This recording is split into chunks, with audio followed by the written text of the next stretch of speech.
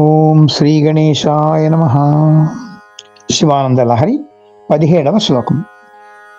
ఫలాద్వా పుణ్యానాం మయి కరుణయా వా త్వయి విభో ప్రసన్నేపి స్వామిన్ భవదమలపాదాబ్జయుగళం కథం పశ్యేయం మాం స్థగయతి నమః సంభ్రమజుషాం నిలింపానాం శ్రేణి నిజ కనకమాణిక్యమకుటైః. లోక 2 శ్లోకాల్లో ఏం చెప్పారు? నా నుదుటిని కానీ దురాశ, అలాగే శివధ్యాన విముఖత అనేటువంటి ఏమైనా 2 రాసి ఉంటే నాకు తెలియదు కదా, నీకు తెలుసు. అందుకని ఆ 2 వెంటనే చేరిపోయి. ఎందుకంటే నేను నీ ధ్యానం లేకుండా ఒక్క క్షణం కూడా ఉండలేను. శివధ్యానం లేనటువంటి ఆ రోజు దుర్దినం. అటువంటి రోజు ఎవరికి రాకూడదు. అందుకని ఆ 2 కూడా ఉంటే నాకు వెంటనే చేర్పేసేయి. దాంతోపాటు నా నుదుటి నా రాత రాసినట్టు నా బ్రహ్మదేవుని నన్ను కూడా కరుణించవయ్యా అని వేడుకున్నారు కదా ఇక్కడ. అయితే సరే, బాగానే ఉంది. నా పుణ్యం వల్ల దేనివల్ల మొత్తం మీద నువ్వేమో నన్ను పిలిచావు, నేనేమో వచ్చాను నీ దగ్గరికి. వచ్చేటప్పటికల్లా నువ్వేమో నీ లోకానికి వచ్చి నీ పాద దర్శనానికి ఏమో నాకు అవకాశం కల్పించావు. నా పుణ్యాలు పండాయి. కానీ నేను అక్కడికి వచ్చేటప్పటికి నీ పాదాల చుట్టూ ఎంతమంది దేవతలు ఉన్నారు. వాళ్ళెవళ్ళు పెద్ద పెద్ద దేవతలు. వాళ్ళని చూసినట్టయితే వాళ్ళు మాకు ఏ వరాలనే ఇవ్వగలరు, కానీ నాకు వరాలు ఇచ్చి ఇవ్వగలిగేటువంటి ఆ దేవతలు వచ్చి పెద్ద శ్రేణి, నిలింపానాం శ్రేణి అంటే పెద్ద క్యూ కట్టి ఉన్నారన్నమాట. వాళ్ళందరూ కూడా వాళ్ళు ఏమిటి, వాళ్ళ బంగారు కిరీటాలతో రత్నములు, మణులు, మాణిక్యాలు బదిగినటువంటి మెరిసిపోతున్న కిరీటాలతో వచ్చి నీ పాదాల దగ్గర వాళ్ళు నిన్ను ఆశ్రయిస్తూ ఉన్నారయ్యా. అలాంటి గొప్ప గొప్ప వాళ్ళందరూ ఎందరో ఉన్నారు. వాళ్ళందరినీ దాటుకుని నేను నీ పాదదర్శనం ఎప్పుడు చేసుకుంటానయ్యా మహానుభావ అని. ఇక్కడ చూడండి, భక్తుల భావన అనమాట. అంటే ఏంటి, శివుడు పిలిచాడు, నేను అక్కడ వెళ్ళాను. వెళ్ళినప్పుడు కూడా నాకు కుదురుతుందా? శివుడు అందరి వాడును, కానీ అందరికీ అంత సులువుగా దొరుకుతాడా? ఎందుకంటే ఆయన గురించి నిరీక్షించేటువంటి మహానుభావులు ఎంతెంతమందో ఉన్నారన్నమాట.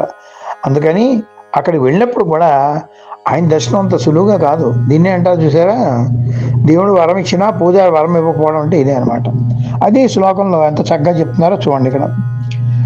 ఫలాద్వా పుణ్యానాం మయి కరుణయా ఏ విభో ఓ పరమశివ స్వామిన్, నా పుణ్య నా సుకృతాల వల్ల, సుకృతాల ఫలం వల్ల, ఫలాద్వా మయి కరుణయావా నా యందు ఉండేటువంటి దయచేతో, త్వయి ప్రసన్నేపి నువ్వు నా మీదేమో ప్రసన్నుడు అయ్యావు.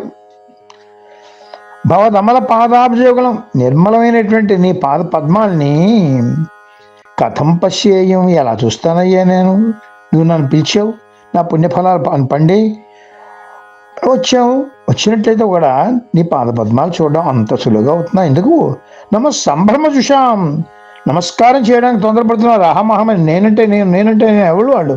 నిలింపానాం శ్రేణి దేవతల యొక్క వరుసలు వాడు పెద్ద క్యూ కట్టి ఉన్నారు. వాళ్ళందరూ కూడా నిజ కనక మాణిక్యమొకటై తమ తమ రత్నాలు చిక్కిన బంగారు కిరీటాలతో మాం స్థగయతి నన్ను అడ్డుకుంటున్నారయ్యా. అందుకని నీ పాదదర్శనం నాకు ఎలా కలుగుతుందయ్యా అంటూ ఇక్కడ ఏం చెప్తున్నారంటే, ఆ పాదదర్శన నిరీక్షణ అనేటువంటిది గొప్ప విశేషం అన్నమాట. అంటే నిరీక్షణ తప్పదు, భగవద్ దర్శనం కావాలంటే నిరీక్షణ తప్పదు. అలానే నిరాశ నిస్పృహలు కూడా పనికి రావు అని కూడా చెప్తున్నారన్నమాట. ఎందుకంటే మనం ఆ భావన మనకు కలిగింది అనుకోండి, అదే అసలు పెద్ద శివ ధ్యానం అనమాట. అది ఆ భావనతో మనం రమించిపోతాం అనమాట. అయ్యో శివుడు నన్ను పిలిచాడు, నేను అక్కడ వెళ్ళేటప్పుడు దేవతలందరూ ఉన్నారు. ఆ దేవతలు నీ పాదాల దగ్గర ఉన్నారు, వాళ్ళ బంగారు కిరీటాలతో. ఇంత దర్శనం, ఇంత భావనలోకి వచ్చాడంటే ఏంటన్నమాట, ఇంకా ప్రపంచాన్ని మర్చిపోయాడు కదా ఈ భక్తుడు. వచ్చి ఎక్కడున్నాడు? ఇంకా కైలాసంలోకి వెళ్ళిపోయాడు. కైలాసంలోకి వెళ్ళిపోయి ఆ దేవతలందరినీ చూస్తున్నాడు. ఆ దేవతల దగ్గర ఉండేటువంటి పెద్ద దేవతల వరుసలు చూస్తున్నాడు. అంటే ఇతనికి దేవతా దర్శనం, ఆ శివపాద దర్శనం అన్నీ కూడా ఇక్కడ అయిపోయాయి కదా. అటువంటి భావన భక్తుడికి ఎప్పుడు ఉండాలి. ఈ భావనతో ఉంటాడు అనుకోండి, ఇంకా అసలు ప్రాపంచిక భావన ఎందుకు ఉంటుంది ఇంకా వాడికి? అదనమాట. అందుకని ఆ శివచరణ దర్శనానికి, శివచరణ సేవకి ఎప్పుడు కూడా నిరీక్షణ తప్పదు. తర్వాత 18వ శ్లోకంలో ఏం చెప్తున్నారో కూడా చూద్దాం. శివానంద లహరి 18వ శ్లోకం. త్వమేకో లోకానాం పరమఫలదో దివ్య పదవీం వహంతస్త్వన్మూలాం పునరపి భజంతే హరిముఖాః కియద్వా దాక్షిణ్యం తవ శివమదాశా చ కియతి కదా వా మద్రక్షాం వహసి కరుణాపూరితదృశా. ఈ శ్లోకంలో కూడా భగవత్ పాద సేవా తత్పరత మాత్రమే మనం కోరుకోవాలి అనేటువంటి దివ్యమైనటువంటి సందేశం శంకర భగవత్పాదులు ఇస్తున్నారు. ఎందుకంటే శివచరణ సాన్నిధ్యం ఉంటే మనకి ఏం కావాలి ఇంకా? అంటే ఏది కోరుకుంటే మరి ఇంకేది అవసరం ఉండదో అటువంటి దాన్ని కోరుకోవాలి. అదేమిటది? భగవత్ పాద సేవ తత్పరత మాత్రమే. అది కోరుకునే వాళ్ళు మనం ఒక్కడమైనా ఎంతెంత గొప్పవాళ్ళు కోరుకుంటున్నారు వాళ్ళు. అది కూడా ఇక్కడ ఈ శ్లోకంలో చెప్తున్నారు వాడు. హే శివ, లోకానాం పరమ ఫలద త్వమేక. ఈ లోకంలో జనులందరికీ కూడా మోక్ష ఫలం ఇచ్చేవాడు నువ్వు ఒక్కడవేనయ్యా. నువ్వు హరిముఖాః త్వన్మూలాం దివ్య పదవీం వహంతః. విష్ణువాది దేవతలందరూ కూడా నీ కారణం వల్లే, నీ దయ వల్లే వాళ్ళు దివ్య పదవులు పొందారు. అంటే ఆయన వైకుంఠానికి ప్రభు అయ్యాడు. ఒక్కొక్క దేవత ఒక్కొక్క లోకానికి ప్రభు అయ్యాడంటే కారణం ఏంటి? ఆ ప్రభుత్వం వాళ్ళకి ఎలా వచ్చింది? నీ యొక్క దయ వల్లే కదా వచ్చింది. అయినప్పటికీ కూడా పునరపి భజంతే. వాళ్ళు అయినప్పటికీ కూడా అంతంత పెద్ద పెద్ద పదవులు వచ్చినప్పుడు కూడా మానేశారా? వాళ్ళు నేనేమో ఇప్పుడు భజిస్తూనే ఉన్నారు, నేను సేవిస్తూనే ఉన్నారే కదా. తవ దాక్షిణ్యం కియద్వా. నీ దాక్షిణ్యం, నీ దయదాక్షిణ్యాలు, నీ భక్త అభిప్రాయ అనుసరణ నువ్వు చూసావా? ఎంత పరిణామం ఉందయ్యా. అంటే పరిమితి లేని అపరిమితమైనటువంటిది. మదాశాచ కియతి. దాని ముందర నా ఆశ అంతే మహానుభావ. నాకు కావాల్సిన నీ పాదాలే కదా, అందుకని ఆ పాదాల దగ్గర నన్ను పడే చాలు. మత్ రక్షాం కరుణాపూరిత దృశ. నన్ను, నా సంరక్షణని కూడా సంపూర్ణ కటాక్ష వేషణాలతో కదా వహసి, ఎప్పుడు చేస్తావయ్యా అని భక్తుడేమోను కావలసిన ఏడు కోరుకుంటున్నాడు. ఒక్క శివచరణ సాన్నిధ్యమే కోరుకుంటున్నాడు. నాకు ఏం అక్కర్లేదు, లోకాలు అక్కర్లేదు, ఏమీ డబ్బులు అక్కర్లేదు, ఏం అక్కర్లేదు అని కోరుకుంటున్నాడు. ఎందుకంటే భక్తుల్లో 4 రకాలు ఉంటారని చెప్పి భగవద్గీతలో చెప్తారు. ఆర్తో జిజ్ఞాసు అర్థార్థి జ్ఞానీచ భరతర్షభ అంటారు. ఆప్తుడు అంటే ఏంటి? తన ఆపదలో ఉంటే మహానుభావ ఇంక నువ్వు తప్ప ఇంకోళ్ళు లేరు, నువ్వే తప్పై తప్పరం బెరుగు అని గయ్యేంద్రుడు అన్నాడు చూసారా, అది ఆర్తి అన్నమాట. ఇంకా దాంతో వస్తే వెంటనే ఆయన ఆదుకుంటాడు ఆయన. అలాగే జిజ్ఞాసు అంటే ఏంటి? అసలు ఈ దైవతత్వం ఏంటి, భగవంతుడు ఏమిటి, ఇవి అన్నీ తెలుసుకోవాలంటే జిజ్ఞాసు ఉంటుందన్నమాట. జ్ఞాతుమిచ్చ జిజ్ఞాసు అంటే అనమాట అదేమిటో తెలుసుకోవాలి అనేటువంటి ఒక ఆసక్తి ఉంటుందన్నమాట. వాళ్ళు జిజ్ఞాసులు అంటారు అన్నమాట వాళ్ళు. మూడవది ఏంటి? అర్ధార్థి. ఏవో కామ్యకర్మలు, నాకు అది కావాలి, ఇది కావాలి, ఈ కోరిక కావాలి, ఆ కోరిక తీర్చు అనేటువంటి వాళ్ళు కామ్యకర్మలు. జ్ఞాని, నాకు నువ్వు తప్ప ఇంకేం అక్కర్లేదు అనేటువంటి వాళ్ళు కొంతమంది. అందుకని ఈ విధంగా రకరకాల భక్తులు 4 ఉంటారని చెప్పి మొత్తం భగవద్గీతలో చెప్పారనమాట. అయితే ఏ భక్తికి అయినప్పుడు కూడా అందులో దేవతలందరూ కూడా సాధారణంగా వాళ్ళు ఏం చేస్తున్నారు? సకామ భక్తికి ఉంటారు. అంటే వాళ్ళు ఏం చేస్తారు? నాకు ఈ లోకానికి ఆధిపత్యం ఇయ్యి, నాకు అష్టైశ్వర్యాలు ప్రసాదించు, నాకు ఏ కష్టాలు ఉండకూడదు, నాకు రాక్షసుల వల్ల ఏమో ఎప్పుడు కూడా ఆపద కలగకూడదు అనేటువంటి కోరికలతో కోరుకుంటారు. వాళ్ళకి అవి ఇచ్చేస్తుంటాడు ఆయన.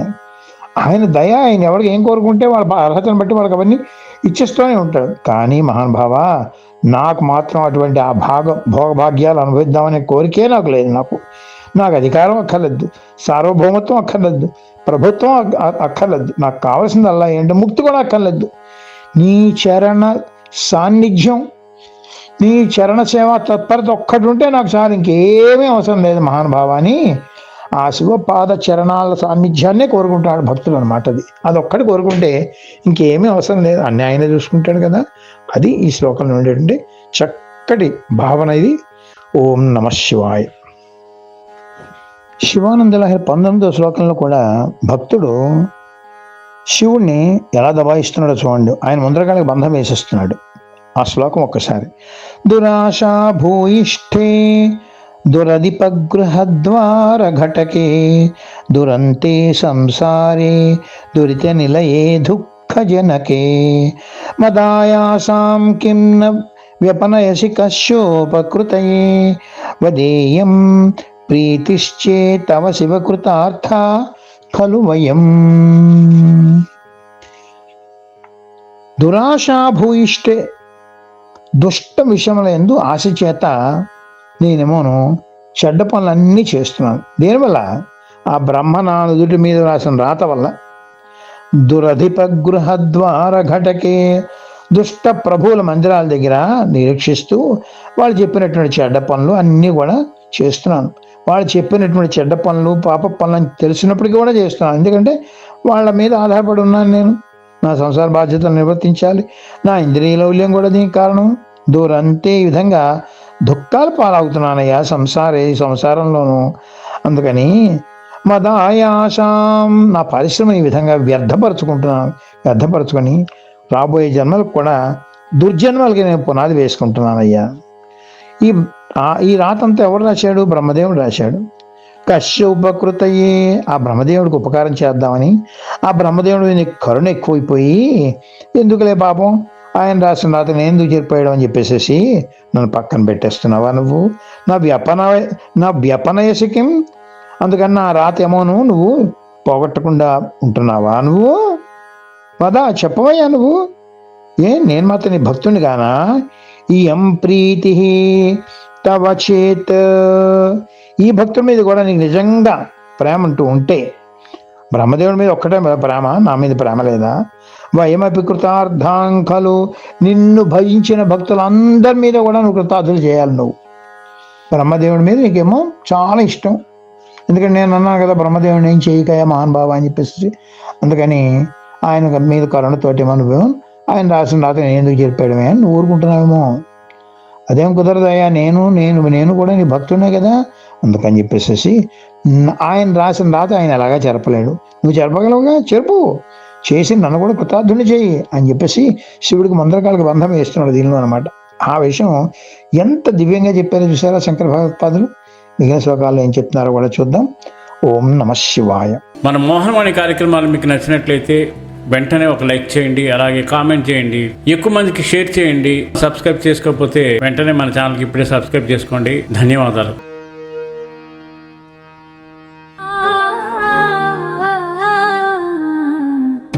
మోహనవాణి మదిని దోచే